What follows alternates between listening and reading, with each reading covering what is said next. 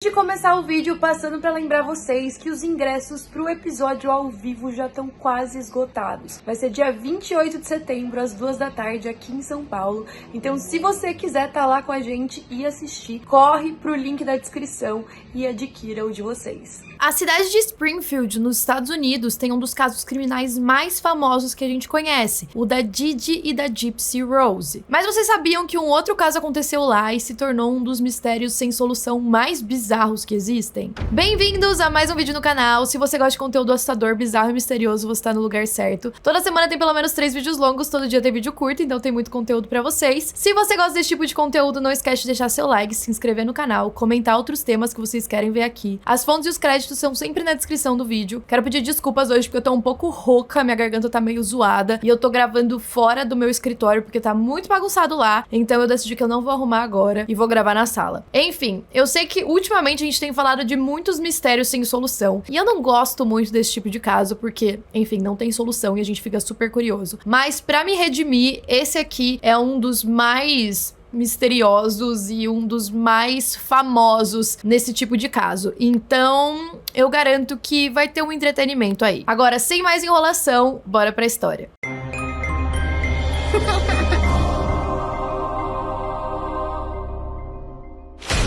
A cidade de Springfield, no Missouri, tem uma escola de ensino médio chamada Kickapoo. A época do meio do ano, mais especificamente em junho, é a época de festas de formatura. É claro que nessa época tá todo mundo ansioso pra se formar, pra largar a escola e entrar na universidade, e tem muitas festas rolando. No ano de 1992, a gente tinha duas melhores amigas, a Stacy McCall e a Suzy Streeter. A Stacy tinha 18 anos e ela era descrita por pessoas que conheciam ela como tendo uma ótima personalidade e um bom senso de humor, e diziam que ela andava tipo com os palhaços da escola, a galera que ficava sempre zoando muito. Ela também era considerada muito bonita, ela fazia alguns trabalhos de modelo e ela ia entrar na Universidade do Estado de Missouri. A Suzy tinha um ano a mais que a Stacy, ela tinha 19 anos e ela era descrita mais ou menos da mesma forma, ela andava com a galera popular dali e ela até namorava um cara que era muito bonito e que todas as meninas ficavam olhando. Só que a Suzy, ela não gostava de se meter em nenhum tipo de problema. Ela era muito centrada, ela gostava de seguir a rotina dela, e alguns amigos até ficavam zoando que ela tinha um pouco de toque. Ela tinha como objetivo seguir os passos da mãe dela e se tornar cabeleireira. As duas, junto com os amigos, iam pra uma festa naquele mês. Essa festa ia acontecer em uma cidade próxima, chamada Branson. Então elas iam pra lá e iam ficar hospedadas em um hotel. No dia seguinte, todo mundo ia acordar e ia junto passar o dia no parque aquático. Então tava tudo combinado, a Suzy e a Stacy estavam planejando fazer tudo isso juntas. Então elas iam de carona até essa outra cidade, elas iam dormir no mesmo quarto do hotel. No dia seguinte elas combinaram de ir juntas pro parque aquático com algumas amigas e tava tudo certo. Mas de última hora elas mudaram de ideia. Não ficou muito claro o motivo pra isso, mas elas decidiram, ao invés de ir pra festa, ir pra uma outra que ia acontecer na casa de uma amiga delas, a Janelle. Então mais ou menos às 10h30 da noite, a Stacy ligou pra mãe dela pra avisar essas mudanças de plano. Como elas também queriam ir pro parque aquático no dia seguinte, elas decidiram ficar na cidade mesmo, iam na casa da amiga, iam tentar dormir um pouco mais cedo pra acordarem bem pra ir pro parque. O vizinho da Janelle também tava fazendo uma festa que tava super lotada e parecia estar muito divertida. Todas elas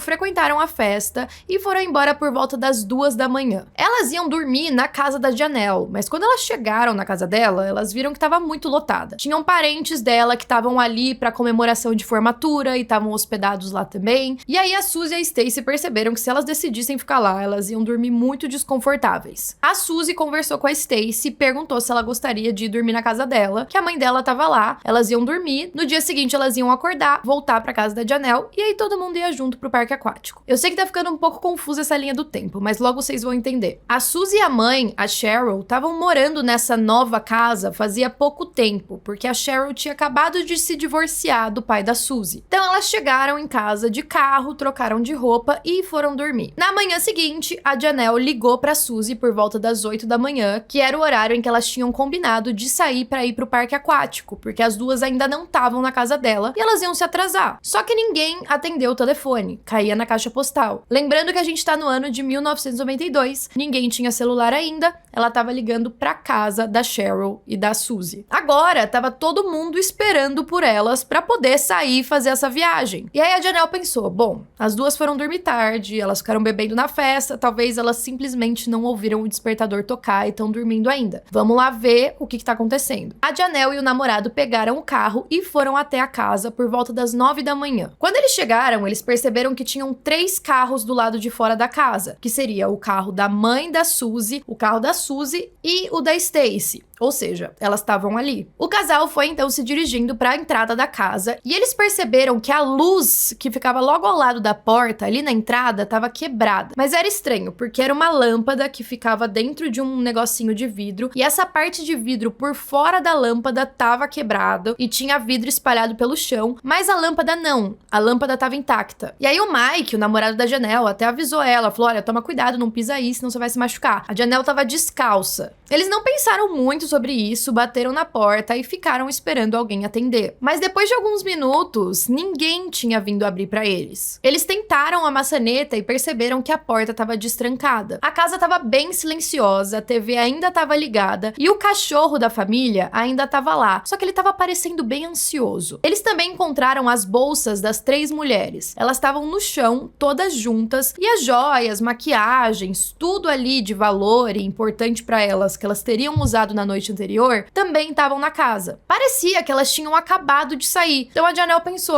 talvez elas tenham ido pro parque já. Então os dois decidiram sair e ir pra lá também, encontrar elas. Só que assim que eles estavam caminhando pra sair da casa, o telefone tocou. A Janelle atendeu e era um homem falando do outro lado da linha. Ele começou a falar vários termos sexuais e a Janelle ficou com nojo. Então ela desligou o telefone na cara dele. Poucos segundos depois, o telefone tocou de novo. A Janelle hesitou um pouco em atender, mas ela achou que poderia ser algo importante. E aí quando ela atendeu, era aquele mesmo homem falando aquelas mesmas coisas nojentas. E foi aí que ela lembrou que a Suzy já tinha comentado com ela que ela vinha recebendo algumas semanas antes uns trotes muito estranhos. Então ela pensou que poderia ser só isso e aí o casal foi em direção ao parque. Enquanto isso, a mãe da Stacy, a Janice, estava bem nervosa porque não tinha ouvido nada sobre a filha e ela pelo menos iria avisar que estava a caminho do parque aquático. Então ela ligou na casa da Janelle pra confirmar que ela estava bem. E aí a Janelle contou que elas tinham dormido na casa da Suzy, que talvez elas tivessem ido pro parque aquático, que ia encontrar elas lá e depois dava notícias. A Janice esperou cerca de 7 horas pra tentar falar com a filha de novo. Ela imaginou que elas tinham voltado cansadas da festa, que elas tinham passado o dia se divertindo no parque e que quando ela retornasse, ela ia pra casa. Só que isso não aconteceu. Ela decidiu ligar de novo pra casa da Suzy, ninguém atendeu, até que ela decidiu passar lá. Quando ela chegou, ela também encontrou a casa vazia. E logo se juntou a ela tanto a Janelle quanto o Mike, que tinham passado o dia no parque aquático, não encontraram as duas amigas e voltaram pra checar. E aí que os 3 juntos vão investigar a casa. A Janice notou que as bolsas das 3 mulheres estavam ali juntas no chão. E ela achou isso meio estranho. Se elas estivessem em casa normalmente, por que elas deixariam as 3 bolsas uma ao lado da outra no chão? E se elas tivessem saído, por que elas não teriam levado as bolsas? A Janice ligou pra polícia e também pro marido dela. E ela também percebeu que tinha uma mensagem na caixa postal do telefone. Não sei se tem gente aqui muito nova que não sabe que dava pra deixar mensagens no telefone fixo, mas essas mensagens na caixa postal, você pode salvar elas, ou então você ouve e elas são apagadas automaticamente. Pra você salvar, você tem que dizer, tem que apertar alguma coisa pra falar que quer salvar. A Janice, quando atendeu e foi ouvir a mensagem, ela percebeu que era aquele mesmo homem falando aqueles termos sexuais. Só que ela não colocou pra salvar a mensagem e ela foi deletada. Então agora a gente só tinha o depoimento dela. Quando a polícia chegou, eles não tinham muito com o que trabalhar. E piorou muito a situação que a Janice, enquanto estava esperando os policiais, decidiu limpar a casa. E agora, veja bem, eu não acho que foi uma atitude proposital dela pra tentar encobrir provas nem nada. Eu acho que ela simplesmente estava na casa da mãe, da amiga, da filha, e aí ela viu que estava meio desarrumada, ela decidiu limpar, lavar uma louça para ajudar elas quando elas voltassem, e é claro que isso acabou prejudicando a investigação. E não só a Janice limpou a casa, tiveram alguns vizinhos curiosos que ficaram sabendo o que tinha acontecido e foram lá ajudar. Então, além da limpeza, também tinham várias outras impressões digitais, pegadas, pessoas novas. Na cama da Suzy, parecia que alguém tinha dormido, e as roupas dela também estavam dobradas. Também tinham sinais de que as garotas tinham tirado a maquiagem da noite anterior, porque tinha algodão por ali com a maquiagem. Isso significava que elas tinham conseguido chegar da festa, estacionaram o carro, trocaram a roupa, colocaram um pijama e tiraram a maquiagem para se preparar para dormir. Talvez elas tivessem até dormido. Na bolsa da Cheryl tinham $900, a chave do carro dela e joias. Então o motivo daquele desaparecimento, se alguém fez algo com elas, não era para roubo. A Cheryl também deixou os cigarros dela em casa e, de acordo com os amigos dela, ela jamais faria isso. A polícia tentou entrar em contato com as pessoas que estavam naquela festa, com os últimos que teriam visto elas vivas, mas ninguém sabia de nada. Parecia que as três tinham simplesmente evaporado no ar. Se a gente tirasse aquele vidro do lado de fora da casa, daquela lâmpada que estava quebrada, não tinha nenhuma outra evidência, não tinha sinal de um crime. Além, é claro, das três terem desaparecido. Um dos principais suspeitos foi o ex-namorado da Suzy, um cara chamado Dustin. Ele tinha sido preso recentemente por ter roubado o túmulo de uma pessoa, e ele foi capturado. A Suzy terminou com ele depois que ficou sabendo dessa situação, e tinham alguns boatos de que ela tinha entregado ele para a polícia. Parece que ela deu um depoimento e que a gangue toda do ex ia para julgamento. A Suzy ia ser uma das testemunhas. Então a polícia foi interrogar tanto Dustin quanto os amigos dele. Será que eles queriam se vingar da Suzy? Todos eles passaram no teste de polígrafo, como eu sempre falo aqui. Isso não quer dizer nada, porque os testes de polígrafo são bem ruins, mas também não tinha nenhuma evidência. Todos eles precisaram ser soltos porque eles tinham álibis para aquela noite. A polícia também investigou o irmão mais velho da Suzy, um cara chamado Bart Streeter. Alguns anos antes, o Bart tinha sido expulso de casa. Ele tinha vários problemas com bebidas alcoólicas. E ele também não tinha um bom relacionamento com a família. Depois de algum tempo, o Bart voltou para a cidade e ele estava tentando reconstruir a vida dele. Ele estava tentando ficar sóbrio e arrumar um emprego. Durante algum tempo, a Suzy chegou até morar com ele, mas não chegou a durar muito tempo, porque logo o Bart se tornou agressivo. E aí, quando ele foi interrogado, ele disse que naquela noite ele estava na casa de um vizinho dele e que ele tinha bebido muito. Ele também falou que ele teria chegado em casa por volta das 11h30 da noite, mas não tinha nenhuma testemunha para confirmar isso. Ele também topou fazer um teste polígrafo e passou. Alguns dias depois do desaparecimento, surgiu uma nova testemunha, que era uma vizinha. Essa era a típica vizinha fofoqueira que estava sempre na varanda de casa olhando todos os carros que estavam entrando no bairro. Ela reportou que alguns dias antes ela notou uma van meio verde que estava passando por ali e que ela achou estranho. Ela disse que quem estava dirigindo era uma mulher jovem, loira, que parecia preocupada ou chateada, talvez um pouco estressada. Ela também teria ouvido uma voz masculina falando com essa motorista, que parecia agressiva e falando para ela não fazer nada estúpido. E ela disse que a pessoa que estava dirigindo se parecia muito com a Suzy. Ela também conseguiu dar uma descrição bem boa da van. E aí a polícia começou a procurar vans similares com aquela, só que aí vieram várias pistas de pessoas que tinham visto uma van, mas eram de cores diferentes, nada fazia sentido. E foi aí que se passaram 6 meses sem nenhuma pista nova. E as 3 mulheres desaparecidas. Em dezembro, saiu na TV um episódio do America's Most Wanted, que estava contando a história das 3 garotas que ficaram conhecidas como as 3 de Springfield. Eles compartilharam todas as informações que eles tinham até o momento. E aí um homem ligou para a polícia dizendo que tinha informações sobre o caso. O operador que atendeu tentou conectar o homem com o detetive do caso, mas a ligação foi interrompida. O problema é que ele nunca ligou de volta. No ano seguinte, em 93, um cara chamado Steve Garrison também disse que sabia o que tinha acontecido com elas. Ele disse que sabia onde as 3 tinham sido enterradas e que ia compartilhar essa informação se ele conseguisse um acordo. Ele disse que ele estava em uma festa à noite, bebendo e usando drogas, e um amigo dele teria confessado que matou as 3. O Steven chegou até a falar informações específicas que não tinham sido divulgadas para o público. Ou seja, da onde ele tinha conseguido essas informações se não fosse do próprio assassino? Ele até levou os policiais em uma propriedade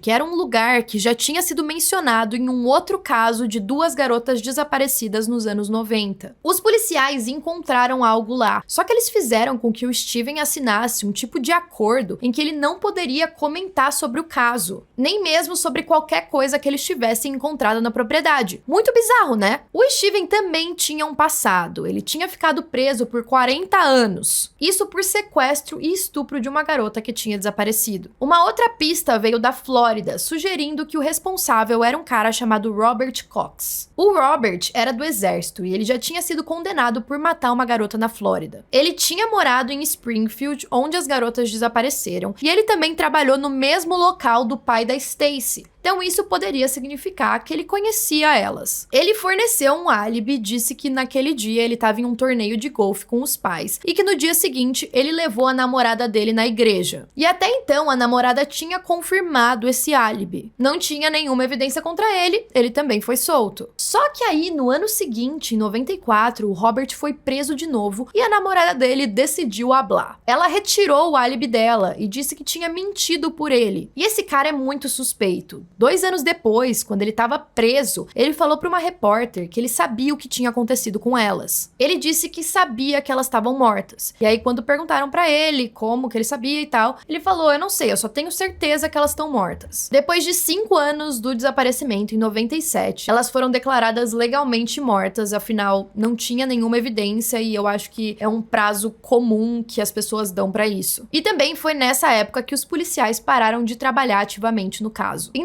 2007, apareceu uma jornalista chamada Katie Bard. Ela teria recebido, tipo, uma dica de uma médium que estava olhando o caso. Aí, olha essa história. Essa médium alegou que teve uma visão sobre as 3 e que elas estariam enterradas na fundação do estacionamento no Cox Hospital. Ou seja, tinha o estacionamento do hospital todo concretado e ela acreditava que elas estavam enterradas ali embaixo. A Kate, essa jornalista, contratou um engenheiro para usar um radar para escanear esse estacionamento. Afinal, os policiais se recusaram a quebrar o estacionamento inteiro por conta da dica de uma médium. E aí ele usou aqueles radares que você coloca e ele vai pegando... eu não sei exatamente como que funciona, mas ele vai pegando as ondas do que pode ter ali embaixo. Ele conseguiu 2 imagens paralelas e uma próxima que era perpendicular. De acordo com ele, essa imagem é igual a que ele consegue quando ele tá olhando túmulos antigos. Esse estacionamento foi construído 1 ano depois do desaparecimento das garotas, o que significava que se elas foram mortas ali naquela época, poderia ser que elas foram enterradas no local. Só que a polícia disse que aquilo não era evidência suficiente para que eles demolissem o estacionamento. A Kate tentou mais um pouco solucionar o caso, mas do nada ela parou. Ela foi entrevistada em um podcast sobre esse caso. De acordo com ela, ela sabe o que aconteceu e ela acredita que a Stacy foi só um dano colateral. Ela acha que o crime era para ser cometido somente contra a Suzy, só que aí a Stacy estava na casa no mesmo dia e a mãe dela também, então acabou que as 3 foram levadas. Essa jornalista também alegou que ela foi aconselhada a parar de investigar e que ela temia pela própria vida. Só que essa entrevista é muito esquisita, vocês acham a entrevista no YouTube. A pessoa que tá entrevistando a jornalista fica muito irritada, porque ela fica tipo, se você não pode falar, por que você tá aqui dando entrevista sobre esse caso? Tipo, se você tá com medo pela sua própria vida, por que você tá falando, mas não tá falando? Não faz sentido. Então algumas pessoas acham que ela só tava querendo um pouco de mídia. E aí depois ela teria falado que não ia sossegar até o caso ser solucionado. Mas aqui tem um porém. Eu vi alguns outros vídeos de pessoas que estavam comentando sobre as 3. E tem outras pessoas que falam que tem um certo acobertamento da polícia. Que talvez a pessoa que cometeu o crime tenha relação com a lei. Então os investigadores e os policiais que estavam ali no caso estão deixando de investigar de propósito para que essa pessoa não seja incriminada. E a gente sabe que isso acontece. Um outro cara que foi um suspeito muito falado ao longo desse caso foi o serial killer Larry Hall, que já tem caso aqui no canal. Ele é tópico da série Blackbird, que tem na Apple TV, que é muito boa. Ele ficou conhecido como um confessador em série, porque ele falava vários crimes que ele tinha cometido, aí a polícia ia atrás descobria que não era verdade, mas ao mesmo tempo eles encontraram outras garotas que ele tinha sequestrado e tinha matado. Se tudo que ele falou é verdade, ele teria matado pelo menos 35 garotas, então a gente não tem nada confirmado, mas ele foi um suspeito por estar ali naquela região, apesar de novo, a gente não ter evidências. E aí, desde então, a gente só teve mais 2 outras pistas. Supostamente, a van foi encontrada em uma companhia de concreto e alguns cães farejadores conseguiram farejar ossos por ali, só que eram ossos muito antigos para serem os das 3. E em uma fazenda, mais ou menos 1 hora de Springfield, foram encontradas evidências de sangue e possíveis pedaços de um veículo. O sangue foi para análise, mas ele voltou com um resultado inconclusivo. Então fica aquela coisa, resultado inconclusivo, vivo? Por que ninguém investigou mais? Será que tá tendo acobertamento mesmo? O que eu acho sobre esse caso? Talvez foi alguém relacionado com a Suzy. Essa pessoa pode ter contatos na polícia, familiares na polícia, pode ser alguém da própria força policial. É o tipo de caso que nunca vai ser solucionado porque tem pessoas poderosas que não vão deixar que tenha uma solução. Mas é muito triste, é muito bizarro, os corpos nunca foram encontrados. Realmente parece que elas desapareceram